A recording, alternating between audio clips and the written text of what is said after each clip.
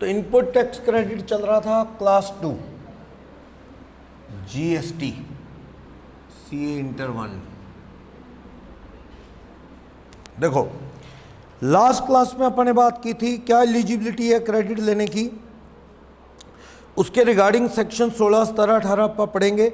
और रूल्स है, rule 36 page number 229, documentary requirement क्या, अगर आईटीसी लेना है तो डॉक्यूमेंट्री वही है, बिल होना चाहिए।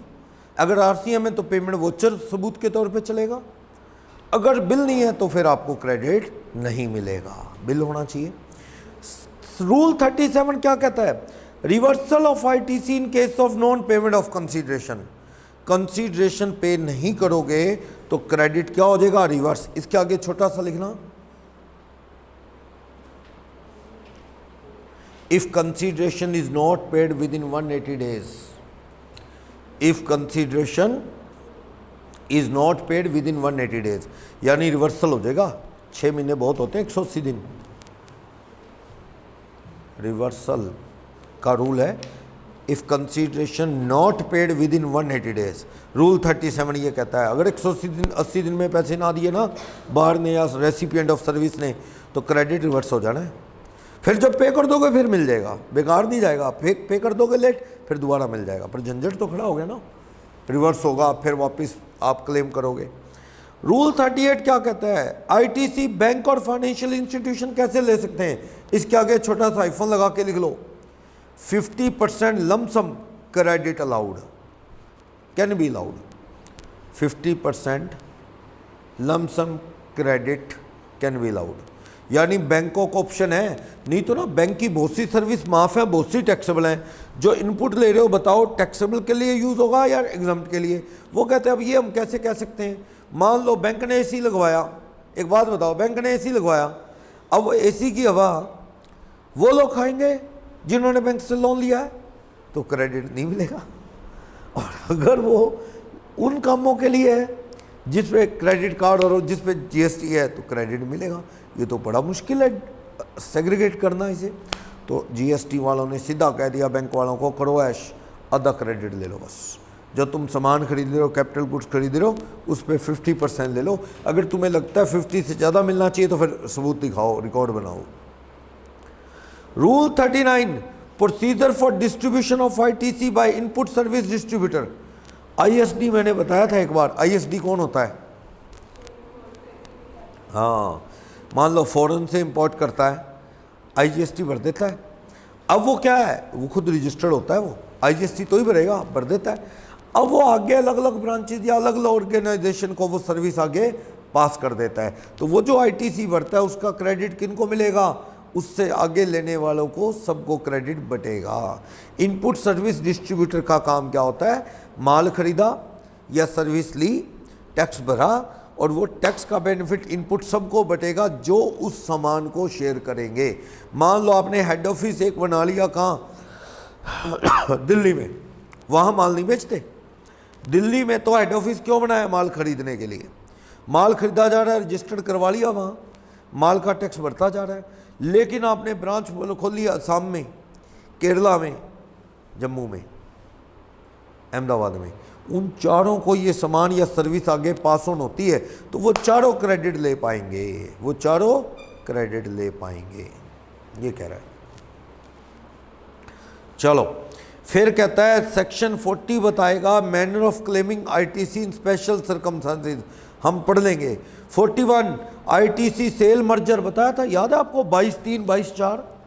सेक्शन 22 किसका था, लाइबल फॉर रजिस्ट्रेशन, अगर 20 लाख 40 लाख को पार कर गए, उसी में 22(3), 22(4 था। अगर बिजनेस डेथ की वजह से सक्सेशन में चला गया या अमलगामेशन हो गया तो क्रेडिट किसको मिलेगा, आपके सारे क्रेडिट किसको ट्रांसफ़र हो जाएंगे, अमलगामेटेड कंपनी या फिर ट्रांसफरी को। पर ट्रांसफरी या अमलगामेटेड कंपनी क्या होनी चाहिए, रजिस्टर्ड, तो वो क्रेडिट आगे ट्रांसफ़र हो जाएंगे। पढ़ा था ना, वही बता रहा है। मर्जर में, अमलगामेशन में क्रेडिट क्या हो जाएंगे, ट्रांसफ़र। रूल 41 बता रहा है। रूल 42 क्या कहता है, matter of determination of ITC in respect of input और input service and reversal. Input पे कितना टैक्स और रिवर्स भी होगा। हाँ, जैसे कोई मशीन बेच दो आप, 20 क्वार्टर तक रखनी जरूरी है ना, 5 साल, 5 साल से पहले बेचोगे तो प्रोपोर्शनेट क्रेडिट रिवर्स होगा कि नहीं होगा? होगा। ये सारी बातें कैसे निकलेंगी? सेक्शन रूल 42 बता देगा। कैपिटल गुड्स का कैसे क्रेडिट मिलता है, उसका रिवर्सल। 42 इनपुट की बात। इनपुट मतलब कुछ सामान खरीदा, किसी को गिफ्ट दे दिया। रॉ मटेरियल खरीदा, किसी को गिफ्ट दे दिया। रॉ मटेरियल खरीदा, टैक्स बढ़ा, वो घर ले गए, तो क्रेडिट रिवर्स होगा। यानी 42 तो इनपुट गुड्स की बात करता है, क्रेडिट रिवर्स की बात करता है। 43 कैपिटल गुड्स के क्रेडिट के रिवर्स की बात करता है। क्लियर? 44 स्पेशल सर्कमस्टांसेस में आईटीसी कैसे रिवर्स होगा, देखेंगे। पहले आप आओ सेक्शन 16 पे, क्या कहता है? सेक्शन 16 रूल 36 और 37 में कवर है, ठीक है। डॉक्यूमेंट वाली बात 36 कहता है, 37 क्या बात करता है? 180 दिन में पेमेंट आ जानी चाहिए। वो रूल दो, 36 37 और सेक्शन कौन सा? 16 सेक्शन ही किसका है? जो एलिजिबिलिटी ऑफ आईटीसी बताता है, कंडीशन बताता है। तो सेक्शन 16 एक क्या कहता है? आईटीसी की एलिजिबिलिटी कौन है? आप रजिस्टर्ड पर्सन होने चाहिए, क्रेडिट तो वही लोग गया, रजिस्टर्ड पर्सन हो और आप एंटाइटल हो आईटीसी जो जीएसटी का ले सकते हो। Charge on inward supply of goods service, जो आपने गुड्स या सर्विस ली उस पर टैक्स बना उसका। Furtherance of course of business में ली हो और इलेक्ट्रॉनिक क्रेडिट लेजर में वो अमाउंट आपके रिफ्लेक्ट करे। आपके क्रेडिट लेजर में नहीं दिखेगा तो क्रेडिट मिलेगा ना। क्रेडिट लेजर में क्यों नहीं दिख रहा? सामने वाले ने रिटर्नें सही नहीं भरी, उसको कहो, तंग करो उसे भी तो अपनी रिटर्नें भर ताकि हमें क्या मिले? क्रेडिट। देखो आप रजिस्टर्ड पर्सन हो, क्रेडिट ले सकते हो अगर बिजनेस के फर्दरेंस के लिए कोई सर्विस या गुड्स खरीदी है, बट कंडीशन इज दैट आपके क्रेडिट लेजर में वो अमाउंट रिफ्लेक्ट करे तो आपको क्रेडिट मिलेगा, वरना नहीं आईटीसी का। ठीक है, नीचे बता रहे हैं नोट्स, आईटीसी नहीं मिलेगा किसको? अनरजिस्टर्ड डीलर को। अनरजिस्टर्ड माल खरीदेगा कहाँ? वो बेचेगा तो टैक्स ले ही नहीं सकता अनरजिस्टर्ड आगे, तो क्रेडिट किस चीज़ का? सुनो, मैं अनरजिस्टर्ड डीलर हूँ, मैं किसी को सप्लाई करूँगा, जीएसटी ले लूँगा, तो मेरे को जो मैंने खरीदा उस पर क्रेडिट भी कौन देगा? जब आउटपुट तो मैं ले ही नहीं सकता तो इनपुट भी कौन देगा मेरे को? सेकंड, आईटीसी नहीं मिलता रजिस्टर्ड डीलर को जो कॉम्पो वाला हो। मैं कॉम्पोजिशन डीलर हूँ मान लो, ना मेरे को आईटीसी मिलता, ना मैं आगे किसी से कलेक्ट टैक्स कर सकता। कॉम्पो डीलर को कभी आईटीसी नहीं मिलता। कोई आईटीसी नहीं मिलेगा when input are use for output supply which is exempted. बताया था ना, आप दूध बेचते हो या ऐसी सर्विस देते हो जो कि एग्जम्प्ट है तो आपको क्रेडिट नहीं। उल्टा कर लो, वकील कहीं से सर्विस ले रहा है, गुड्स खरीद रहा है, वकील साहब ने एसी खरीदा, हाँ जी आप बताओ, वकील साहब एसी खरीद रहे हैं, दुकान वाला एसी का दुकान वाला वकील साहब पे जीएसटी लगा सकता है कि नहीं? बताना। वकील ने क्या खरीदा? ऑफिस का फर्नीचर, दुकान वाला फर्नीचर का दुकानदार क्या जीएसटी लगाएगा? एसी बेचने वाला जीएसटी लगाएगा? वकील साहब ने कपड़े खरीदे, जीएसटी लगाएगा सामने वाला? सामने वाला तो लगाएगा। वकील कहता है मैं वकील हूँ, सामने वाला कहता फिर क्या हो गया, वकील है तू, वकील होगा तो कोर्ट में होगा। कहता भाई मैं वो नहीं कह रहा, भाई तू गलत समझ रहा है, मैं वो नहीं कह रहा भाई वकील का रोब जमा रहा हूँ, मैं तो ये कह रहा हूँ वकील पे जीएसटी सुनाए लगता ही नहीं, ये कह रहा है। वो कहता है भाई साहब नॉलेज करेक्ट कर लो, आप लोगों से जीएसटी नहीं ले सकते, पर हमें थोड़ी रोका है, हम तो दुकानदार हैं इलेक्ट्रॉनिक्स वाले, हम तो आपसे लेंगे। क्या फिर फ़ायदा कैसा हुआ? कहता मेरे पे तो जीएसटी लगता नहीं, मैंने तो ये सुना था ना। भाई ऐसा कुछ नहीं है, वकील जीएसटी ले नहीं सकता, सामने वाले तो वकील से जीएसटी लेंगे, और वकील ने जीएसटी भर दिया तो उसे क्रेडिट मिलेगा किस चीज़ का? पार्ट ऑफ कॉस्ट बनेगा तेरा सारा। क्यों? तुझे किस चीज़ का क्रेडिट? तू आगे क्रेडिट कुछ जीएसटी लेगा? कहता फिर मेरे को जीएसटी लगता नहीं, उसका कोई मीनिंग नहीं, कोई मीनिंग नहीं तेरे लिए, जीएसटी भर। सही है ना? सही है। तो वो कई बार बंदे को ना पता नहीं होता, वो गलत समझ लेता है। कल की बात बताता हूँ, एक बंदा आया, मैं देखो बिजी रहता हूँ, बैच एक ख़त्म अगला शुरू, ऐसे आया, मेरे पास टाइम भी नहीं था, फिर भी बैठा रहा। अब बंदे की इंसल्ट थोड़ी करनी है, अभी उसको मैं छोड़ के कह दूँ भैया चल फिर मिलेंगे, तो बैठा था। मुझे कहता रहा ऐसे करके बच्चे ने सीए करनी है, मैंने कहा ठीक है करा देंगे। उसने सीए हुए बच्चे के लिए ज़्यादा नहीं पूछनी थी, उसने पूछना था कि मुझे ना रिटर्ने भरनी है, फ़ौरन जाना है, लेबर लूबर क्लास का मतलब वो बना के ना पासपोर्ट वगैरह और वीज़ा लगवा के। तो वो पूछने लग गया रिटर्नों की बात। मैंने कहा जी रिटर्न भरी जाएगी, आपके पास आधार नंबर है, उस पर डेट ऑफ बर्थ होती है, एड्रेस होता है, पैन नंबर है, रिटर्न भरिए। कहता पर मैंने मैट्रिक का सर्टिफिकेट मेरे पास नहीं है, मैट्रिक का सर्टिफिकेट नहीं है। कहता जी वो मैट्रिक का सर्टिफिकेट चाहिए होगा। मैंने कहा मुझे नहीं चाहिए, इनकम टैक्स की रिटर्नों में नहीं चाहिए होता, date of birth Aadhaar number पे आ जाएगी, सही है। कहता वो आगे देना, मैं कहा आगे देना होगा तो बनवा ले। कहता मैंने सुना डुप्लीकेट बन जाता। मैं बन जाता है, तेरा गुम हो गया डुप्लीकेट बन जाएगा, ये सिटी फोर स्टेट सपड़ा ये संतोष वाले बना देंगे, गुम हो गया। कहता वो बोर्ड में जाना पड़ेगा, वहाँ से कॉपी निकलेगी। मैं कहा कहता वैसे मैंने 8th तो की थी, 8th का एग्ज़ाम तो दिया था मैंने कहा मतलब? कहता 8th तो मैंने की थी, 10th तो मैंने की नहीं। मैंने कहा फिर तू कौन सा सर्टिफिकेट मांग रहा है 10th का? कहता आप कह रहे हो डुप्लीकेट बन जाते। यार दिमाग ना यार खराब करो, पहले खराब हुआ पड़ा है भाई डुप्लीकेट का मतलब तेरा गुम हो गया, ओरिजिनल उसकी कॉपी निकल जाएगी एफिडेविट देके, ना कि तेरे कोई फोटो स्टेट वाले 10th पास करा देंगे। बंदा डुप्लीकेट का मीनिंग ये समझ रहा है, डुप्लीकेट का मतलब 10th का सर्टिफिकेट ही बन जाएगा, 10th का सर्टिफिकेट फोटो स्टेट वाला दे देगा। ऐसे ऐसे लोग आते हैं, क्या करें, दिमाग पहले ही खराब हुआ होता है। चलो बंदे को लग रहा है डुप्लीकेट का मतलब तो वही होता है, उस आप तो डुप्लीकेट कॉपी के लिए कहते हैं, उसको तो डुप्लीकेट मतलब ऐसे चलो तो ये कहता है कि वकील साहब को क्रेडिट नहीं मिलने वाला। वकील साहब को समझा दो कि सर वो आप पे माफ़ है टैक्स, इसका मतलब ये है आप जो आगे किसी को सर्विस दोगे उस पर टैक्स नहीं लगाओगे, no need to get registered. लेकिन आप जो सर्विस ले रहे हो, सामान खरीद रहे हो, उस पर बराबर जीएसटी है। कभी वकील का बच्चा कहीं ट्यूशन पढ़ता है आकाश में, आकाश वाले तो रजिस्टर्ड हैं जीएसटी में, वो कहते हैं जीएसटी लगाएंगे तो जीएसटी लगेगा, कुछ नहीं बचने वाला, पर वकील की सर्विस पे जीएसटी नहीं है। चलो ये कह रहा है कि आपको एग्जाम सप्लाई करते हो तो क्रेडिट नहीं है, कंपो डीलर हो तो क्रेडिट नहीं, अनरजिस्टर्ड हो तो क्रेडिट नहीं है। ठीक, ऐसा करो, यहाँ पे ना जो सेक्शन 16 लिखा है, रूल 36 एंड 37 लिखा है, इसके यहाँ स्पेस दिख रहा है ना, यहाँ पे लिखो सेक्शन 16, यहाँ लिख लो, ये आसान रहेगा, इस स्पेस में लिख लो। जहाँ पे एलिजिबिलिटी पैरा 105 नंबर पैराग्राफ है ना, उसके राइट साइड में जहाँ सेक्शन 16 लिखा है, रूल 36-37 लिखा है, काफ़ी स्पेस है, वहाँ लिखो आप एलिजिबिलिटी ऑफ आईटीसी सेक्शन 16। क्या इसमें लिखो आप IPR। आई मीन्स मैंने आपको बताया था आपके पास क्या होना चाहिए, invoice must be held with recipient, invoice must be held with recipient of service या बायर टू क्लेम आईटीसी। भैया बायर हो या सर्विस के रेसिपिएंट हो, आपके कंट्रोल में क्या होना चाहिए, invoice. P means payment of GST by supplier to the account of government.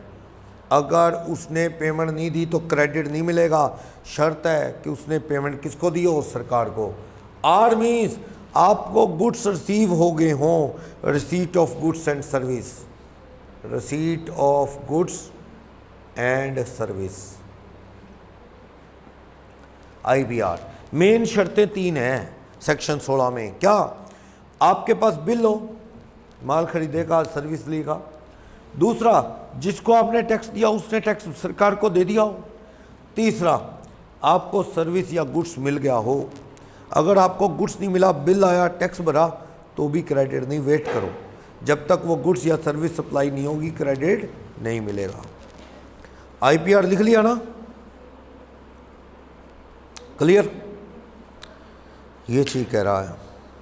आगे बढ़ो, condition for availing ITC section 16(2). 16(1) ने तो एलिजिबिलिटी बता दी IPR वाली, 16(2) इसी से रिलेटेड है। क्या, 5 शर्तें बता रहा है, कह रहा है there are 5 condition for availing ITC and ITC is allowed when all 4 condition are set. शर्तें क्या, पहला रजिस्टर्ड पर्सन के पोजेशन में क्या होना चाहिए, इनवाइस, बता दिया। रजिस्टर्ड पर्सन के कब्जे में क्या होना चाहिए, इनवाइस। 36 एक रूल है ना, ध्यान रहे, कोई बात नहीं। क्या होना चाहिए, टैक्स इनवाइस होना चाहिए सेक्शन 31 के अकॉर्डिंग, या bill of entry in case of import. जब आप इंपोर्ट करते हो, ITC IGST भरते हो, तो आपके पास क्या होना चाहिए, bill of entry, bill of entry. Next, debit note. ये डेबिट नोट कौन इशू करता है, इशूड बाय सप्लायर, लिख लो ब्रैकेट में, debit note issued by supplier. Fourth, invoice issued by recipient in case of reverse charge if supplier is unregistered, further amount of GST should be paid by recipient. Actual में ना RCM में आप bill नहीं issue करते, आप payment voucher ही दिखाते हो। आप दुकानदार थोड़ी, आप तो सर्विस ले रहे हो, गुड्स ले रहे हो, तो बिल नहीं, आप क्या देते हो, पेमेंट वोचर, जिसके बेस पे क्या है, क्रेडिट मिलता है। आप ना एरो लगा के इसको पेज पे ऊपर ले लो, फोर्थ पॉइंट को, या नीचे स्पेस में लिखना है, नीचे लिख लो, नीचे काफ़ी स्पेस लग रहा है। फोर्थ पॉइंट को एरो लगा के नीचे लिख लो या पेज पे ऊपर लिख लो। क्या, for example under section 9(3), for example under section 9(3), 9 subsection 3, in case of cashew nuts, raw cotton, silk. For example under section 9(3), fourth point है ना कंडीशन में, उसको बता रहा हूँ कंडीशन 1 में। For example under section 9(3), in case of cashew nuts, raw cotton, silk, sold by agriculturist, sold by agriculturist,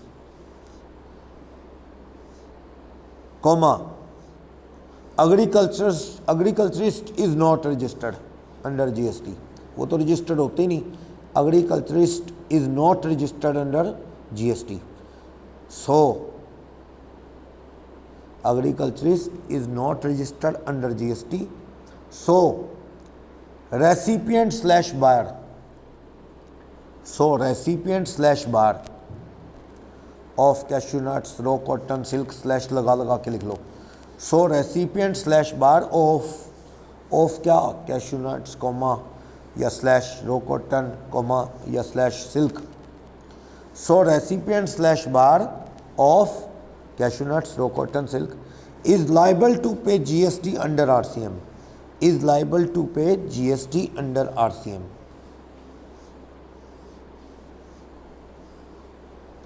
is liable to pay GST under RCM। लिख लिया ना, कैशू नट, सिल्क, कॉटन किसान बेचता है, किसान रजिस्टर्ड नहीं है, तो कौन टैक्स भरेगा, बार या recipient of cashew nut, silk, cotton, वो बार भरेगा RCM के अंडर। आगे लिखो, एक line last, generally on the basis of payment voucher,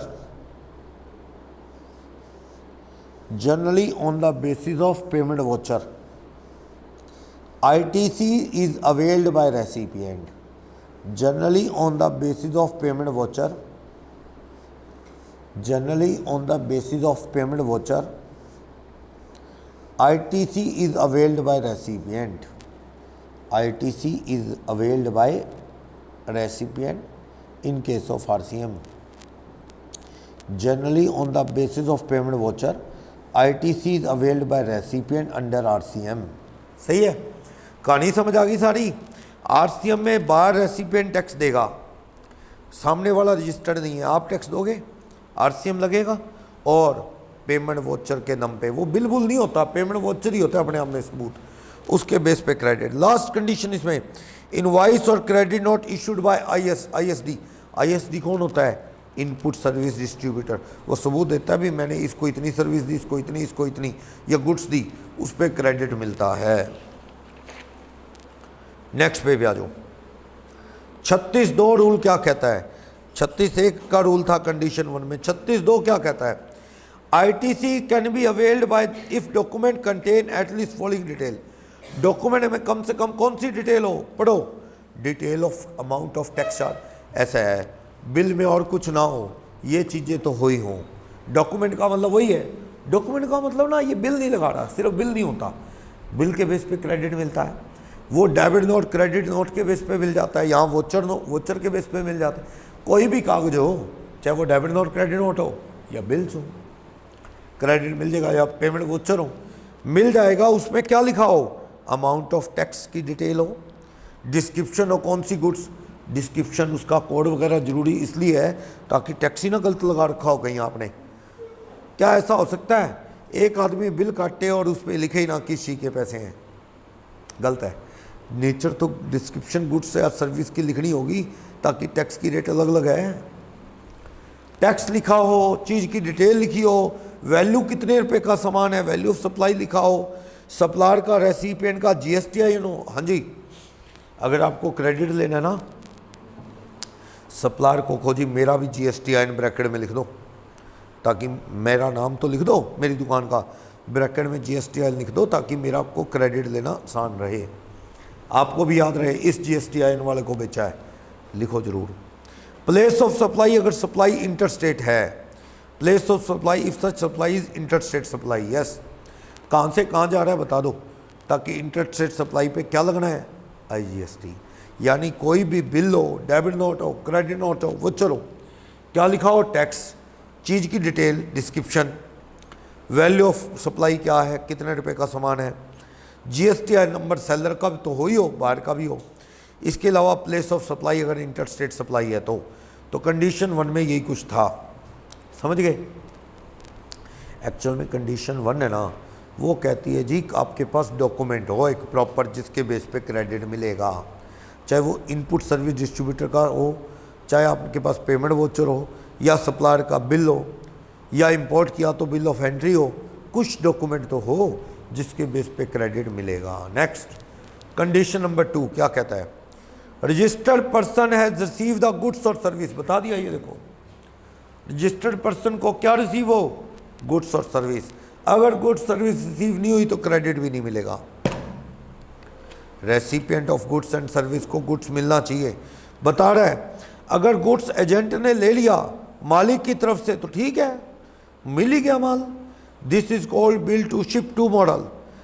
this can be happen before और during the movement of goods by transfer of title of the goods. ऐसा है, मैंने ये तो कह दिया आपको कि माल आना जरूरी है, लेकिन एक कंसेप्ट ऐसा है माल सीधा नहीं आता, आगे के आगे बिक जाता है तो भी आया माना जाएगा।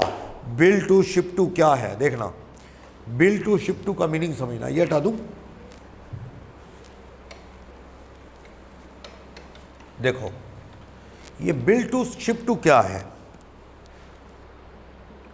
बिल टू शिप टू कि भाई ट्रांसफर ऑफ गुड्स या supply of goods on the basis of document of title. ये 2 सप्लाई मानी जाएंगी, डिलीवरी नहीं आई, रिसीव नहीं हुआ गुड्स, कहीं आपको जी कंडीशन पूरी नहीं हुई, माल आया नहीं, माल आया ही माना जाएगा। देखना example, bill to ship to का, ए ने माल टी को बेचा, goods sold to T but not still delivered, उसके हाथ में माल नहीं आया, किसको बेच दिया, टी को। टी के ऊपर क्या लगा दिया इसने, invoice, tax invoice provided to T. T को टैक्स वाला बिल दे दिया, उसके नाम माल का बिल काट दिया टी के नाम, ठीक है। टी ने माल नहीं लिया, अभी टी ने माल नहीं लिया, टी ने आगे ये माल किसको बेच दिया, subsequent sale by T to K on the basis of document of title. जैसे डॉक्यूमेंट ऑफ टाइटल क्या होते हैं, जैसे रेलवे की सीट हो गया, माल की बुकिंग स्लिप, आगे बेच दिया। इसने आगे वाले को क्या दिया,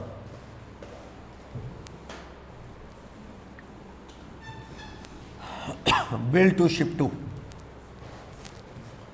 बिल टू शिप टू। इसने आगे वाले को क्या इशू किया, एक फ्रेश इनवाइस,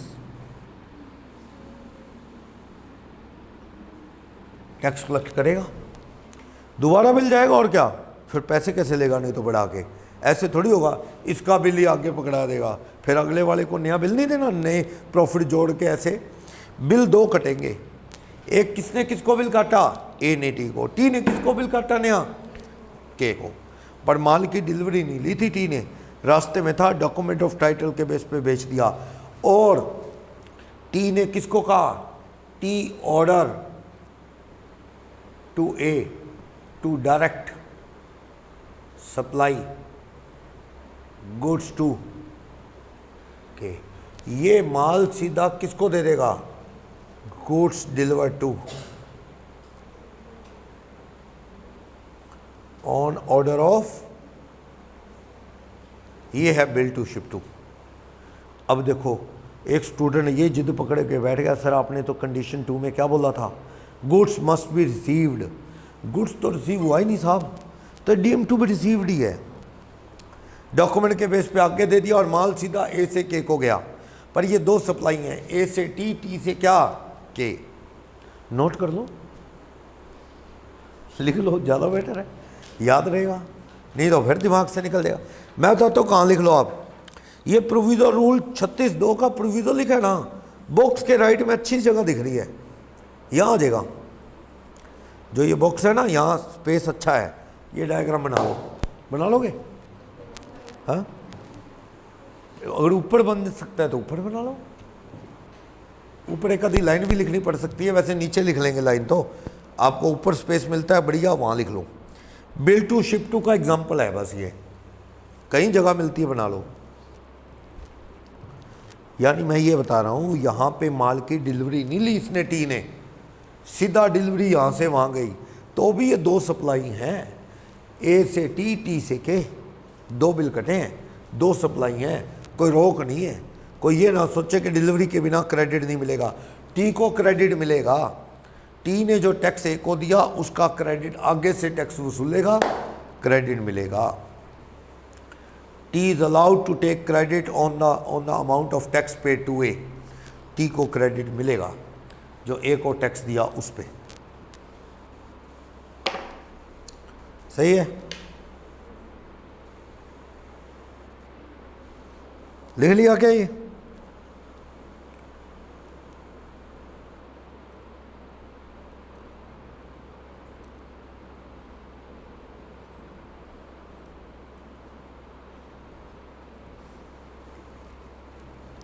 बना लिया ये।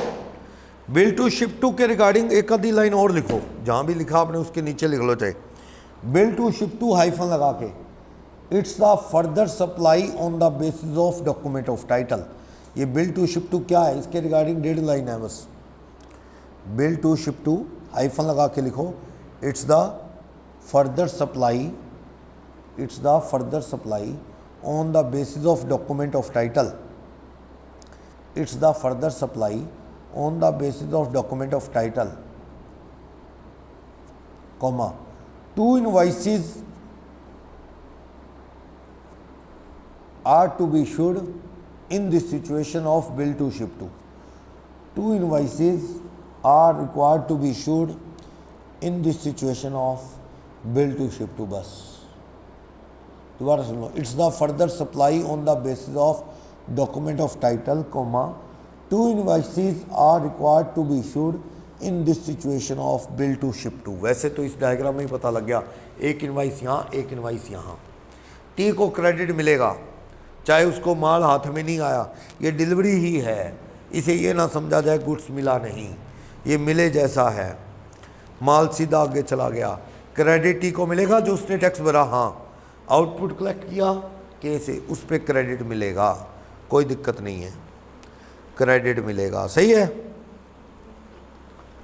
समझ आ गया। अब ये कहानी समझ आ जाएगी आपको अच्छे से जो पढ़ोगे। इलस्ट्रेशन 266 पढ़ लो।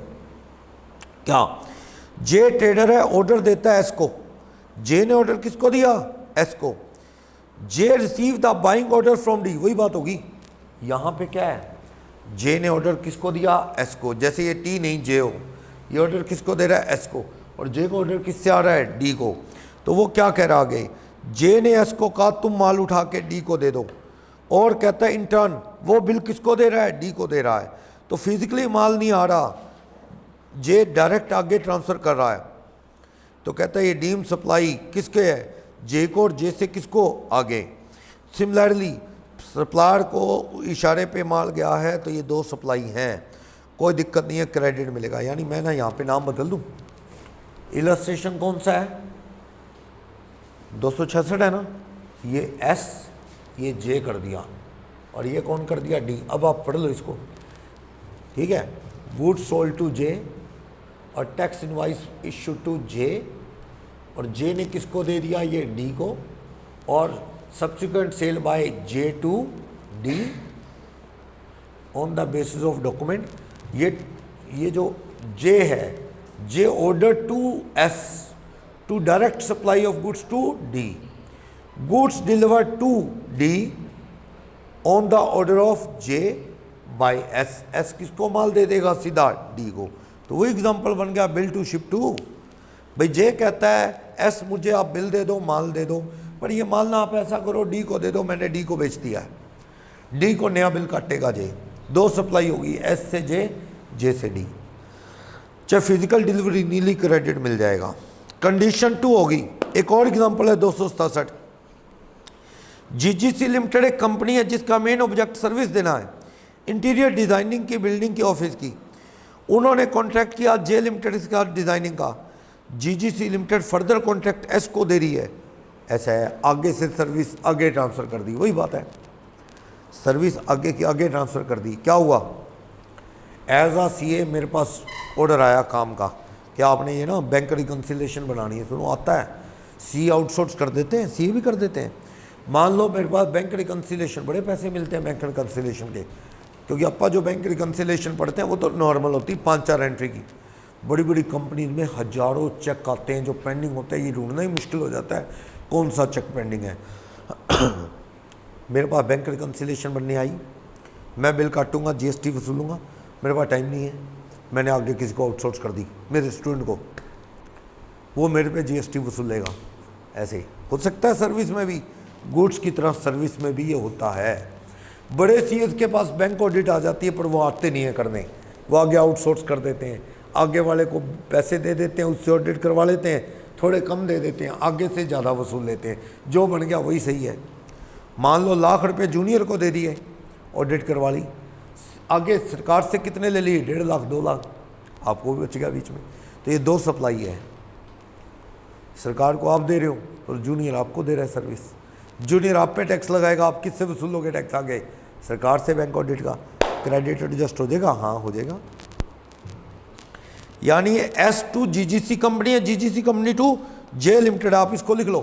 क्वेश्चन नंबर कौन सा है, इलस्ट्रेशन 267 पे छोटा सा लिख लो, एस से सर्विस किसको है, जीजीसी लिमिटेड को, और जीजीसी लिमिटेड से सर्विस किसको है, जे लिमिटेड को।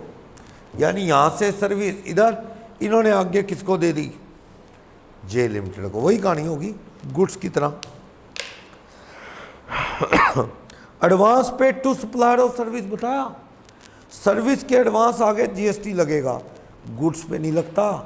अगर एक दुकानदार में से 4 लाख ले लेता है, जी 6 महीने बाद माल दे दूंगा, जीएसटी माफ़ है, जब तक माल की डीलिंग नहीं होती तब तक। लेकिन सर्विस के एडवांस पे जीएसटी है। बताओ, लिख रहा है एडवांस आ गए आपने सर्विस के, और सामने वाले को क्या दे दिया आपने, रिसीट वॉचर। बिल तो क्या, अभी सर्विस तो दी नहीं, एडवांस दे गया। वो कहता सर ठीक है मैं आपसे काम करवाऊंगा डेकोरेशन का, पैसे पकड़ो। आप उसे चिट तो दोगे, रिसीट वॉचर, कि हाँ तेरे से पैसे आ गए, ये ले चिट ले ले, रिसीट वॉचर। और उसको टैक्स देना पड़ेगा सरकार को इसी वॉचर के दम पे। टैक्स इनवाइस नहीं काट सकता क्योंकि अभी सर्विस दी नहीं है, और सामने वाले को भी क्रेडिट भी नहीं मिलेगा क्योंकि उसको सर्विस अभी मिली नहीं है। पर एक बार टैक्स तो सरकार को जमा हो जाएगा। लेकिन ये रूल नहीं लगता गुड्स पे, लिखा है गुड्स के एडवांस पे जीएसटी नहीं है, लिखा है ना। इसके नीचे लिखना, ये जो वर्डिंग है ना, this concept is not applicable in case of advance receive from goods, इसके नीचे लिख लो, as no GST is payable, as no GST is payable in case of advance receive, as no GST is payable in case of advance receive against goods, advance receive against goods। दुकानदार ने advance पैसे ले लिए, माल अभी बाद में देगा, उस पर जीएसटी नहीं लगता। लेकिन एज आ सीए मैं एडवांस फीस ले लूँ जीएसटी लगता है। सरकार को जमा होगा पर वो आगे वाला क्रेडिट ले नहीं सकता जब तक सर्विस मिलेगी नहीं, पर टैक्स सरकार को जमा हो जाएगा। लेकिन गुड्स में टैक्स लगना ही नहीं एडवांस पे, ये रूल है। आप इसको छोटा सा एरो ना ऊपर, जो ये advance paid to supplier of service लिखा है, इसके थोड़ा ऊपर करके लिख लो एक line. ITC can be availed by recipient at the time of availing service. ITC can be claimed by recipient at the time of availing service. यानी आपने एडवांस दे दिए सर्विस प्रोवाइडर को, उसने टैक्स भर दिया सरकार को, पर आपको क्रेडिट नहीं मिलेगा जब तक वो सर्विस आपको नहीं मिलेगी। एडवांस पैसा टैक्स के साथ आपने दे दिया पर क्रेडिट नहीं मिलेगा। लिख लिया क्या?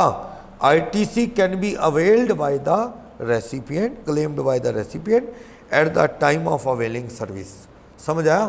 टैक्स सरकार कहती है हमें दे दो, लेकिन रेसिपिएंट को कहती तूने सर्विस ली नहीं ली ना, रहने दे फिर, क्योंकि हमारा वो IPR में आ रहा है ना, रिसीट ऑफ सर्विस नहीं होता तब तक क्रेडिट मिलेगा।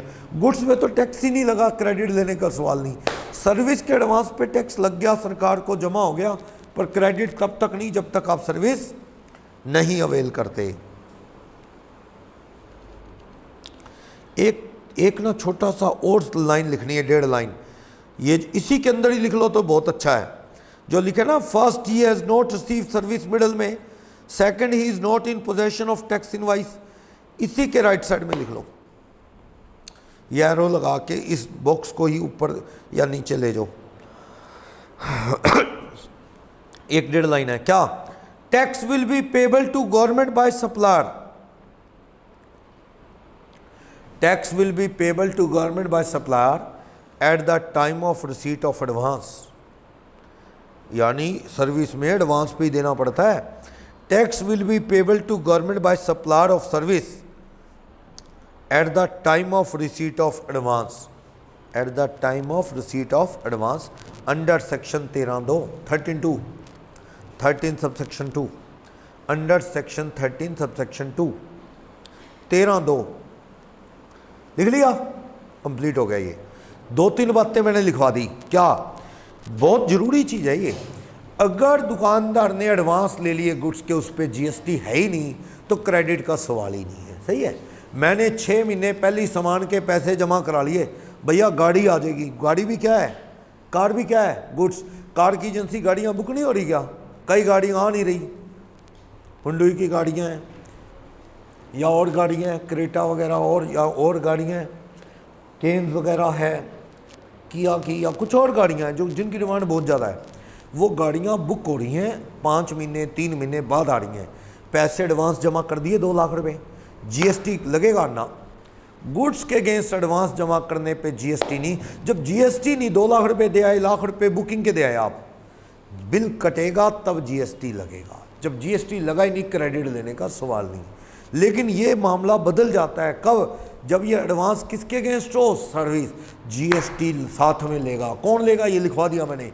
रेसिपिएंट एडवांस जब पैसे लेगा तभी साथ में क्या लेगा? GST। जैसे आकाश वाले बच्चे की बुकिंग कर लें और उससे क्या है, फीस के साथ GST भी साथ ही ले लेंगे, चाहे वो क्लास अगले साल शुरू होनी है तब भी। तो क्या सामने वाले क्रेडिट ले सकते हैं उसका? ना, जब तक क्लास शुरू नहीं हो। वैसे क्लास पे तो मिलता भी नहीं। मान लो CA से कोई सर्विस ले रहा है, अगले साल काम कराना है, CA ने आज फीस ले ली, एडवांस उस पर GST ले लेगा, सरकार को जमा करा देगा, पर सामने वाला क्लाइंट क्या क्रेडिट ले पाएगा? ना, तब तक नहीं जब तक सर्विस अवेल ना कर दी जाए। ये लिखवा दिया मैंने, आपको याद रह जाएगा नीचे। हाँ जी, माल पूरी तरह से चोरी हो गया तो क्या होगा? Full loss, complete loss. माल खरीदा, इनपुट भरा, क्रेडिट ले लिया, बाद में सामान को आग लग गई या चोरी हो गया, कंप्लीट डिस्ट्रॉय, बड़े स्केल पे, क्या होगा? ITC reverse. सरकार कहती तूने बेचा तो है ही नहीं, इनपुट क्या कर? रिवर्स। बताया तो पुराने वाले वैट में माफ़ हो जाता था, इनपुट रिवर्स नहीं होता था, जानबूझ के आग लगा देते। अब लगा के देखो, सरकार कहती भैया हमें नहीं पता आग लगी क्या हुआ, इनपुट क्रेडिट रिवर्स का टैक्स भर। लेकिन जो नॉर्मल लॉस होता है उस पर थोड़ी रिवर्स होगा। नॉर्मल लॉस तो बाय नेचर होता है, समझ गए? आपने 10 क्विंटल माल खरीदा, उस पर इनपुट टैक्स भर दिया 10 क्विंटल में, लेकिन आपको पता है 10 क्विंटल में से कुछ ना कुछ तो बाय नेचर नॉर्मल लॉस हो ही जाता है। 10 क्विंटल में से 9 क्विंटल काम आया, 1 क्विंटल इधर उधर गिर गया, फैल गया, उसका क्रेडिट रिवर्स करवाएगी सरकार? नहीं, वो बाय नेचर है, उसका कोई लॉस नहीं माना जाए। लॉस का मतलब कंप्लीट लॉस, आग लग गई, चोरी हो गया, उसका क्रेडिट रिवर्स होता है। जो लॉस नॉर्मल बाय नेचर होता है थोड़ा बहुत, उसका क्रेडिट वेस्टेज का रिवर्स नहीं होता। तो ये बता रहा है बाय प्रोडक्ट या वेस्टेज जो नॉर्मल लॉस है उनका क्रेडिट रिवर्स नहीं होता। क्रेडिट रिवर्स होता है जो कंप्लीट लॉस हो जाता है, चोरी वोरी हो गया, उनका क्रेडिट रिवर्स होता है। ये जो थर्ड लिखा है ना माइनर लॉस वाला, बॉक्स में थर्ड पॉइंट है ना माइनर लॉस वाला, इसके नीचे एरो लगा के रिवर्सल ऑफ आईटीसी के नीचे लिख लो, लास्ट में है ना रिवर्सल ऑफ आईटीसी, नीचे एरो लगा के आधी लाइन ही है क्या, it's not a complete loss, it's not a complete loss, so no ITC is to be reversed, it's not a complete loss, so no ITC is to be reverse, कोई ITC reverse नहीं होगा। ऊपर लिखा ना by product और waste of normal loss लिखा है ना, इसके राइट साइड में ही लिख लो छोटी सी आधी line, ITC is allowed on whole goods, ITC is allowed on whole goods. मतलब मैं ये कहना चाहता हूँ 10 क्विंटल माल खरीद लिया जिस पे ₹1,00,000 का इनपुट टैक्स भरा है, अब थोड़ा बहुत वेस्ट हो जाए घबराओ मत, आईटीसी रिवर्स नहीं होगा, पूरे आईटीसी का बेनिफिट मिलेगा। ये कंप्लीट लॉस नहीं है, नॉर्मल लॉस बाय नेचर होता है, वेस्ट होता है, उसका क्रेडिट रिवर्स नहीं होगा। समझ गए? कंडीशन नंबर 3 कहता है टैक्स सरकार को जमा हो कैश या आईटीसी के थ्रू। हाँ जी, टैक्स कैसे पे होता है? या तो कैश लेजर से या फिर इलेक्ट्रॉनिक क्रेडिट लेजर में पढ़ाओ, वहाँ से पे होता है। टैक्स सरकार को पे करेगा सप्लायर तो रेसिपिएंट को क्रेडिट मिलेगा, वरना नहीं। कैसे पे करते हो आप टैक्स? सप्लायर कैसे? GSTR 3B भरेगा, ये 3 लिखा है आजकल, 3B चल रही है, 3 नहीं चल रही, 3B लिख लो इसके नीचे, 3B प्रैक्टिकली 3B भरेगा। उसमें जो भी आउटपुट लायबिलिटी है कहाँ से भरेगा? या तो इलेक्ट्रॉनिक क्रेडिट लेजर से या कैश, थोड़ा इलेक्ट्रॉनिक लेजर थोड़ा कैश। कंडीशन 4 रजिस्टर्ड पर्सन अपनी GSTR 3 नहीं 3B लिख लो, रजिस्टर्ड पर्सन फर्निश करेगा 3B, अगले महीने की 20 तारीख को वो इनवर्ड सप्लाई की डिटेल और आउटपुट सप्लाई की डिटेल के बेस पे अपना टैक्स जमा करवाएगा। प्रेजेंटली 3B जा रही है 22 और 24 तारीख को, 20 को एक्ट में लिखा है, वैसे प्रैक्टिकली 22 और 24 को 3B जा रही है। कंडीशन 5 रजिस्टर्ड पर्सन के पास जो इनवाइस है क्रेडिट उसका मिलेगा, अगर आपके पास इनवाइस नहीं उन चीज़ों का क्रेडिट भी नहीं। मैंने माल पे टैक्स भर दिया पर मेरे पास बिल नहीं है, क्रेडिट नहीं मिलेगा। अगले पे बता भी रहा है, वो इनवाइस डेबिट नोट जो आपके पास हैं उन पे टैक्स भरा, क्रेडिट मिल जाएगा। सामने वाले ने GSTR 1 भरी, उसमें आपका नाम दिखा दिया, क्रेडिट मिल जाएगा। और जिस चीज़ का आपके पास बिल नहीं है उसके ऊपर क्रेडिट भी नहीं है। ये रूल है, आपके पास बिल होना चाहिए, सामने वाला GSTR 1 भरे, आपकी 2A में दिखे, उस पर क्रेडिट मिलेगा, वो क्रेडिट लेजर में जाएगा आपके, उस पर क्रेडिट मिलेगा। नीचे दोबारा से बता रहा है सिंपल वर्ड में, अगर आपके पास invoice debit note has been uploaded by supplier, सीधी बात है, सप्लायर GSTR 1 में आपका GSTR लिख के सप्लाई दिखा देगा तो आपको क्रेडिट मिल जाएगा। सप्लायर 2-4 बिल भूल गया चढ़ाने, उसने आपका बिल नहीं चढ़ाया तो आपको क्रेडिट भी नहीं मिलेगा। तो आप क्या करोगे फिर? सप्लायर को जाके तंग करो, भैया बिल पूरे चढ़ा, तूने मुझे 6 बार बेचा, तूने 4 बार दिखाया है, 2 बार की तू सेल खा गया, दिखा उसे, तो मुझे क्रेडिट तब मिलेगा। पिछले साल तक 5% क्रेडिट दे देते थे बिना बिल भी, अब सरकार ₹1 का क्रेडिट नहीं देगी। अगर तनिष्का ने मुझे साल में 8 बार माल बेचा, GSTR 1 में 8 बार की जगह 5 चढ़ाती हैं ये, उन 5 का ही मुझे क्रेडिट मिलेगा, 3 का नहीं। फिर जाके मैं तनिष्का को तंग करूँगा, भैया पूरी GST ले चुकी हो मुझसे बढ़ो, आप बढ़ोगे तो मुझे क्रेडिट मिलेगा, सीधी बात।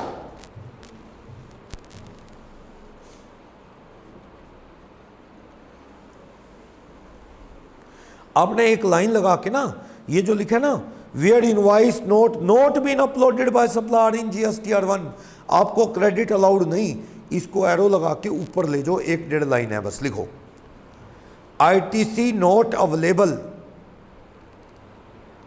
Due to ITC not available to buyer due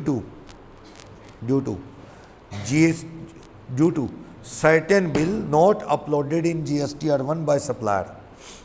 ITC not available to buyer due to certain invoice या bill not uploaded by supplier in GSTR1, not uploaded by supplier in GSTR1 can be claimed or slash availed, can be claimed slash availed in subsequent month, can be availed slash claimed in subsequent months, if supplier upload these bills or invoices in future, if supplier upload these bills slash invoices in future। मैंने ये लिखवाया है कि अगर एक बार उसने GSTR1 में bill नहीं चढ़ाए तो आपको क्रेडिट नहीं मिलेगा, लेकिन सप्लायर अगर फ्यूचर में बिल चढ़ा देगा तो आपको फ्यूचर में क्रेडिट मिल जाएगा। लास्ट सेंटेंस दोबारा सुनना, इन सब्सिक्वेंट मंथ्स के आगे if supplier upload these bills slash invoices in future. समझ आ गई बात? यानी घबराओ ना, अगर बिल नहीं चढ़े, क्रेडिट अभी नहीं मिल रहा, आप उसे जाके तंग करो, वो बिल चढ़ा देगा, फिर क्रेडिट मिल जाएगा। घबराने की बात नहीं है। समझ आया? नीचे 268 269 क्वेश्चन पढ़ लेना। 80 बिल तो आपने 100 बिल खरीदे, 100 बिल आए आपके पास 10 लाख के, जिसमें से 80 बिल तो सप्लायर ने चढ़ा दिए 6 लाख के, उसका क्रेडिट मिल जाएगा। 20 बिल 4 लाख वाले नहीं चढ़ाए, उसका क्रेडिट नहीं मिलेगा। जब वो बिल चढ़ा देगा इन 4 लाख का भी क्रेडिट मिल जाएगा। ऐसे नीचे 100 बार माल खरीदा, 10 लाख का टैक्स है, सामने वाले ने 85 बिल चढ़ा दिए 975 के, उसका क्रेडिट मिल जाएगा। 15 बिल चढ़ाए नहीं सप्लायर ने, उसका क्रेडिट रेसिपिएंट को नहीं मिलेगा 25,000 का। क्यों? वो बिल नहीं चढ़े। अभी घबराओ मत, ये जो 25,000 के 15 बिल नहीं चढ़े, तंग करो जाके सप्लायर को, वो जब चढ़ा देगा तब आपको क्रेडिट मिल जाएगा। सही है? पढ़ लोगे? यहां तक पढ़ाओ, कल देखते हैं आगे।